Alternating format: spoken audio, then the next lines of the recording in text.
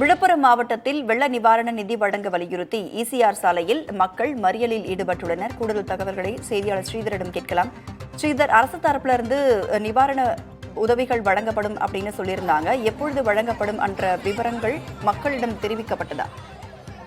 விழுப்புரம் மாவட்டம் கோட்டக்குப்பம் பகுதியில் சாலை மறியல் தான் தற்போது நாம் பார்த்துக் கொண்டிருக்கும் காட்சி.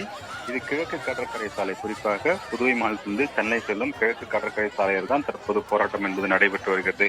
இந்த கோட்டக்குப்பம் நகராட்சி பகுதியில் பல பகுதிகள் நிவாரணம் வழங்கப்படவில்லை. குறிப்பாக அனைவருமே பாதிக்கப்பட்டுள்ளோம். ஆனால் அந்த பாதிப்பை முழுமையாக கணக்கெடுக்காமல் அதிகாரிகளும் அங்கிருக்கும் அரசு ஊழியர்களும் செய்கிறார்கள் என தற்போது போராட்டம் நடைபெற்று வருது. குறிப்பாக இந்த கிழக்கு கடற்கரை சாலை என்பது பிரதான சாலை. இந்த பிரதான சாலையில் தான் பெண்கள் அனைவரும் குவிந்து இந்த சாலை மறியல் போராட்டத்தில் ஈடுபடுகிறார்கள்.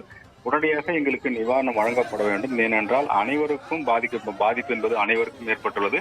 மழை ஒரு வீட்டிற்கும் தனித்தனி வீடுகளுக்கும் பெய்ததில்லை. ஒட்டுமொத்தமான மழை பெய்ததன் காரணத்தால் அனைவரும் பாதிக்கப்பட்டுள்ளோம்.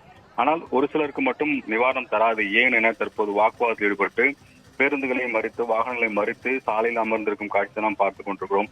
அங்கு காவல்துறையினர் அவர்களை அப்புறப்படுத்த முயற்சித்தும் எங்களுக்கு நிவாரணம் கிடைக்க வழிவகை செய்யுங்கள், அதை விடுத்து எங்களை வெளியேற்றக்கூடாது என அவர் காவல்துறையுடன் வாக்குவாதத்தில் ஈடுபடும் காட்சி நாம் பார்த்துக் கொண்டிருக்கிறோம்.